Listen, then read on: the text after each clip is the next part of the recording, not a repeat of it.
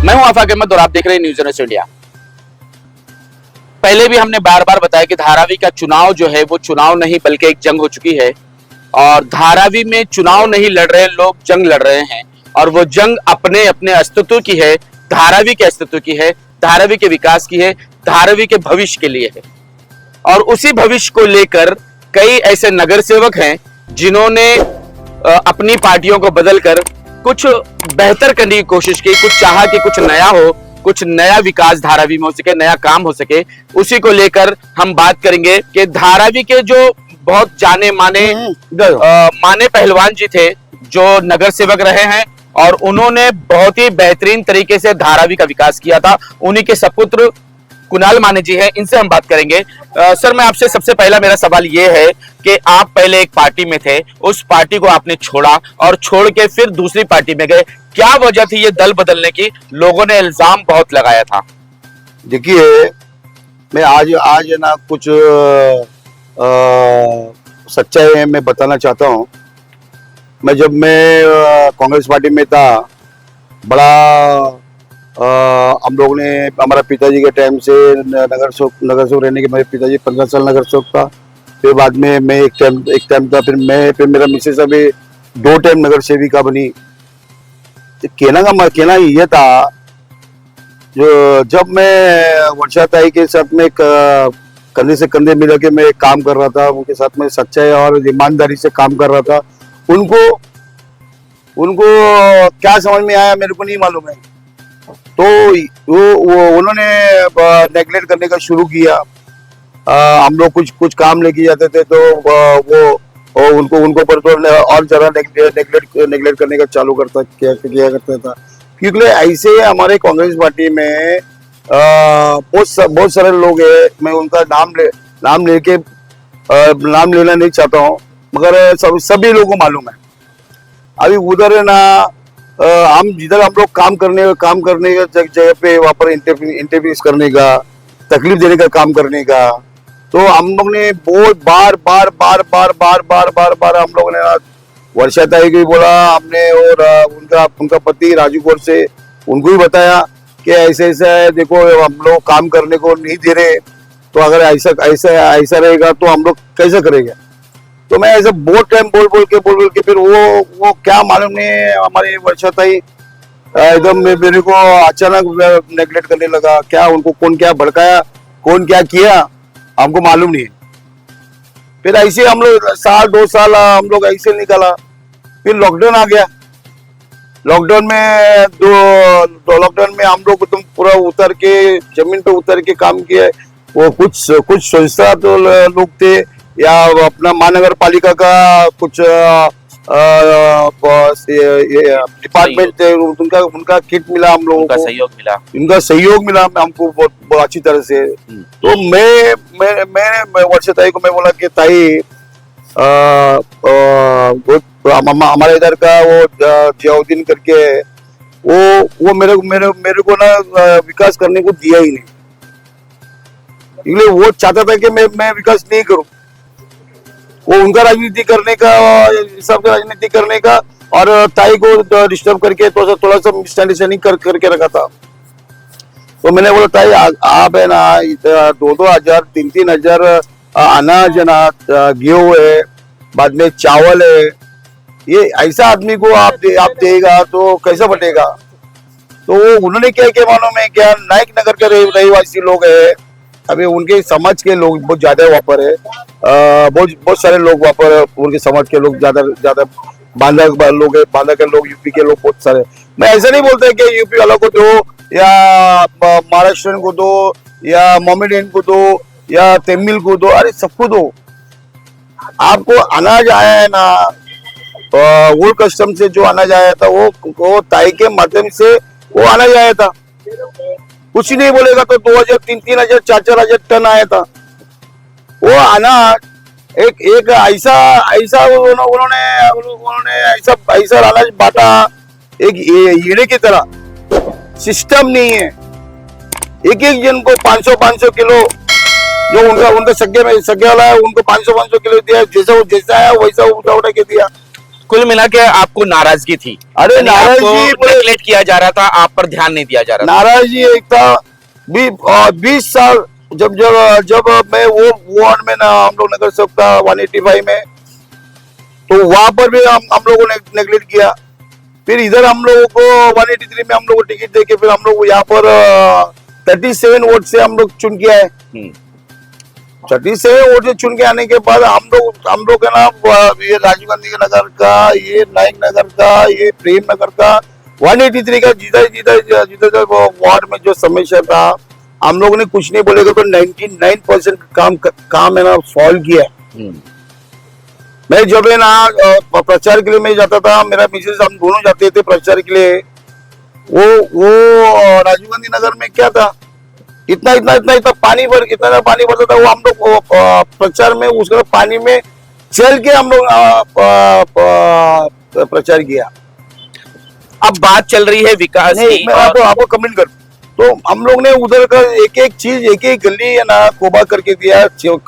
Challenge अपना घर line का चैलेंज हम लोग ने परफेक्ट करके दिए। आज आप जाके देखिएगा ना तो आप बता सकता है कुणाल माने गंगा माने ने क्या किया। मैंने आज तक कभी 20 साल हो गया एमएलए थी, वो कभी भी मैंने उनसे एक सिंगल फंड नहीं लिया। आज तक मैंने उनका फंड हम लोग किधर यूज नहीं किया। हम बोल रहे सत्ता है, देखो ऐसा है। अरे ये विकास का काम करने ये करने का है, वो करना है, ये करना। अरे ऐसा नेग्लेक्ट करेगा फिर हम कैसे जुड़ेंगे उनके साथ में। खाली क्या हम लोग का पसीने निकालने के लिए और झंडा उठाने के लिए क्या वो जिंदगी भर यही काम करो। नरेश पहलवान 15 साल नगर सेवक था और नरेश भाई के पास पहला आया हमारा गायकवाड़ साहब। पहला आया गायकवाड़ साहब को कौन पहचानता था यहाँ पर धारावी में। हमारा पिताजी ने गायकवाड़ साहब को लेके आया। हमारा ऑफिस पापा ट्रांजिट कैंप में हमारा बड़ा ऑफिस था, उधर आके सोते थे रहते थे। तो हम लोग माने फैमिली ने क्या किया, गायकवाड़ फैमिली के लिए बहुत सारा हम लोग ने हमारा खुद का जिंदगी दाव में रख के ना उनका पूरा किया है। और आज भूल गए होंगे जब मैं 97 में नगर सेवक था, जब क्या कॉर्पोरेटर नहीं था और क्या एमएलए नहीं थी। पॉलिटिक्स में 97 में मैं पहला आया था। पहला मैं धारावी में सबसे चुना मैं हूँ। सबसे चुना मेरे बोलेगा तो मैं धारावी में कांग्रेस पार्टी में सबसे चुना मैं हूँ। उसमें भी मैं हमको बाधन करने में चक्कर में एक करने का। चलिए ये सारी बातें तो होती रहेंगी, लेकिन अब बात कर ले हम प्रेजेंट की कि जिस तरह से धारावीकर चाहते हैं कि धारावी में बदलाव हो, हर कोई चाहता है कि बदलाव हो, तो आप क्या चाहते हैं, किस तरह का बदलाव चाहते हैं, कैसे बदलाव चाहते हैं और ये बदलाव कैसे होगा? बदलाव तो 101% होना ही चाहिए।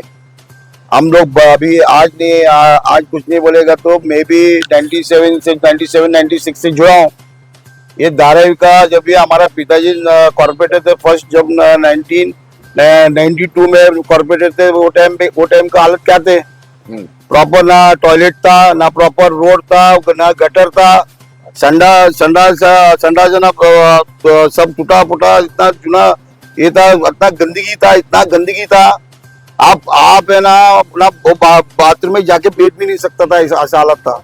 फिर गायकवाड़ साहब आया, फिर हमारा पिता ही ये 92 में नगर सेवक बनने के बाद वहाँ पर प्रॉपर टॉयलेट बनाया हमारा पिताजी गायकवाड़ साहब मिलके धारावी में। उससे पहले धारावी लोग खाड़ी पर लोग जाते थे, ट्रेन पटरी पर लोग जाते थे, लोटा लेके जाते थे। वो सारी चीजें हमने अपने आंखों से देखी। बचपन में मैं भी यही था। मैं ट्रांजिट कैंप में मैं 72 में, जब मैं 72 का मैं पैदाइशी है, मैं 73 में मैं हम लोग है ना ये अपना ऑर्डर के बाजू में हम चंद्रिका निवास करके उधर हम लोग रहते थे पतरे के घर में। जब हम लोग मैं जब पैदा हुआ तो हम लोग 73 में यहाँ पर शिफ्ट हुए ट्रांजिट कैंप में। वहाँ पर क्या था, पूरा खाड़ी था। हाँ, पूरा खाड़ी था, पूरा रेलवे स्टेशन और ट्रैक। यहाँ से 90 फीट देखेगा तो आपको है ना वो साइन का ब्रिज दिखता था, वो सब दिखता था जी। अरे नहीं, तो ये विकास आप ही लोगों ने किया है। विकास वो टाइम पे नरेश भाई था, गायकवाड़ साहब थे, गायकवाड़ साहब के साथ में मिलके बाकी दत्तू भाई थे, बाद में विष्णु गायकवाड़ थे, बाद में नंदपल्ली थे, फिर बाद में महेश शिंदे थे, बिल्कुल। महेंद्र शिंदे था, दीपक कालेक था। अब ये सारे लोग टूट गए, अरे सारे के सारे लोग टूट चुके हैं। सारे के सारे टूटने का कारण क्या है मालूम है क्या? गायकवाड़ साहब था बहुत अलग। अभी ये अभी ये हमारे वर्षोदय को क्या हुआ मेरे को नहीं मालूम, वो भी अच्छी थी। कुछ टाइम के बाद है ना उनको क्या हो सकता है, हाँ, शादी के बाद वो एकदम चेंज ही होगी, या पूरा मेंटेनेंस, पूरा सेटिंग अलग जा रही है। अलग जा रही है। अच्छा, हाँ चलिए ठीक है, हम बात कर लें अब राजेश खंडारे जी की, कि वो उनका स्वभाव कैसा है, वो कैसे है लोगों में, जब वो प्रचार के लिए जा रहे हैं तो लोग कैसे देख रहे हैं, और आप कैसे इंट्रोड्यूस करवा रहे हैं अपने वार्ड में। देखिए, मैं राजेश खंडारे को मैं बचपन से जानता हूँ। मैं जब कॉर्पोरेटर था, मैं जब से जानता हूँ, मैं उससे पहले भी जानता हूँ। मेरा अच्छा संबंध भी है, मेरा भाईचारे का संबंध है अपना, हमारा उनके मम्मी के साथ में बहुत अच्छा संबंध है, जैसे हमारा घर के जैसे संबंध है। और हमारा वार्ड में पूरा धाराई में उनका प्रचार अच्छा चल रहा है।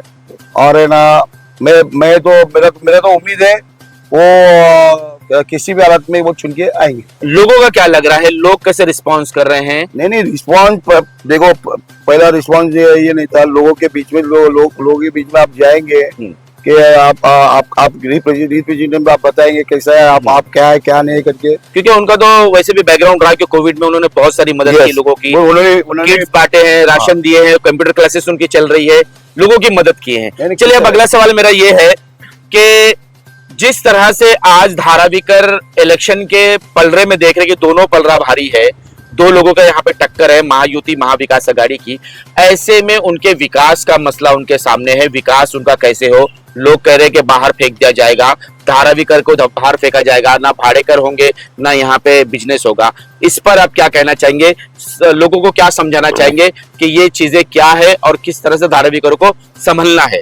देखो, आज है ना, आज वर्षा ताई को और ये राजू गोडसे को क्या जरूरत पड़ गई जो आज बताने चाह रही है कि यहाँ से उधर फेंक देगा, इधर फेंक देगा, उधर फेंक देगा। अरे गवर्नमेंट ये जो योजना लेके आया वो सोच समझ के लेके आएगा ना। आज मैं भी रहता हूँ ना, मैं नहीं रहता क्या, मैं आज कुछ नहीं बोलेगा तो मेरा आज उम्र 52 है, मैं पैदा इधर ही हो गया है। हम लोग ने संडाल देखा है, गटर देखा है, ये देखा है, वो देखा है, क्या जिंदगी था मालूम है। अब वो जिंदगी से बाहर जाने का नहीं है, हम नहीं जाने का। लोगों को सभी चाहते हैं कि ना विकास हो। अब हम लोग कभी भी अदानी का प्रोजेक्ट को या ये जो भी गवर्नमेंट शासन का जो भी प्रोजेक्ट आएगा, हम लोग उसमें विरोध नहीं है। और कौन बोलता है कि ना आपको बाहर फेंक दिया जाएगा, ये फेंक दिया। अभी हमारे पूरे सांसद थे राहुल शिवाले जी, उन्होंने भी बहुत अच्छी तरह से समझाया लोगों को कि जो अभी आपका नीचे घर है, फिर बाद में उसके ऊपर लॉफ्ट है, उसके ऊपर लॉफ्ट है, जिसका है वो ऊपर वालों को भी मिलेगा, उसको ऊपर वालों को भी मिलेगा। राहुल शिवाले तो कह रहे हैं कि जो भाड़े कर है उनको भी घर मिलेगा, अन्य मिलेगा। अगर आपका पुरावा सही है, आपका स्ट्रक्चर है, जो पुरावा सच्चा है, तो आपको क्यों नहीं मिलेगा? वही है ना। अभी ये बोलते भड़काता है, अभी तुमको मालूम पड़ा है कि धारा क्या है क्या नहीं करके। 40 साल तो क्या कर रहा था? 40 साल में तुम जब मिनिस्टर था, जब तो ये था, ये 3 टाइम 4 टाइम MLA थी, तुम्हारा फर्ज नहीं बनता था धारा के रिप्रेजेंटेटिव बन के आप उधर जाके जिधर लड़ना है उधर लड़ो। आज तुमको पब्लिक के बीच में आके तुम गुमराह कर रहे हैं। मगर ये क्यों? आज तुमको जीआर दिखाने का, लोगों के बीच में जीआर दिखाने का चक्कर में पड़ा है, तुमको गुमराह कर रहे हैं। अरे सच्चा बताओ ना, क्यों नहीं बताते? इतना सालों से तुम लोग ऐसी धारा को लूट के लेके आया। देखो, आज खोलने को जाएगा तो बहुत सारा ऐसा बातें है। मेरा उनके साथ में ना घर का संबंध था। मेरा पिताजी, हम लोग, हमारा फैमिली, अरे हमारा 40 साल 30 साल का संबंध था, वो ऐसे रिलेशन खत्म कर दिया खाली पॉलिटिक्स के लिए। अब इलेक्शन की क्या पोजीशन है? महाविकास आघाड़ी या महायुति दोनों की टक्कर कैसी है और आपको क्या लगता है कि कौन विजयी रथ पर बैठेगा? देखिए, अभी तो महायुति का हम लोगों को पूरा टक्कर उनका ही दिखता है। और महायुति वजह क्या है? वजह क्या है? वजह ये है, अभी लाडली बहन लाया है, के बाद में सीएम योजना कुछ लेके आया है। बहुत सारा ऐसा कितना सारा योजना है जो सीएम साहब ने शिंदे साहब ने लाया है और लोगों को दिया है, लोगों को मिला है। नहीं, ऐसा नहीं है। आज कुछ नहीं बोलेगा तो भी 12, 13, 16 हजार कुछ मेरे को लगता है दाराई में 40,000 के ऊपर लोग, सॉरी मेरा वार्ड में कुछ नहीं बोलेगा तो 13, 14 हजार में मैंने किया है लड़की बहन योजना के उसमें। उनको उनके खाते में गया है, तो उन लोग खुश नहीं होंगे क्या? तो क्या वो महिलाएं भी आपकी तरफ वोट देंगी? 100% देंगे। जब अभी ये लोग बोलते हैं कि अभी लड़की बहन को 1500 रुपए दे रहे हैं, तो अभी सीएम साहब ने अभी डिक्लेयर किया कि 2021 रुपए देंगे करके, और वो भी होगा 100% होगा वो भी। और अभी तक इलेक्शन होने के बाद भी उन्होंने दिसंबर तक पैसा डाला है, कैसा बंद होगा बताओ? जब योजना उन्होंने चालू की है, अजीत पवार साहब है, इवन फडणवीस साहब है और सीएम साहब है, अरे सोच समझ के किया है ना वो लोग ने।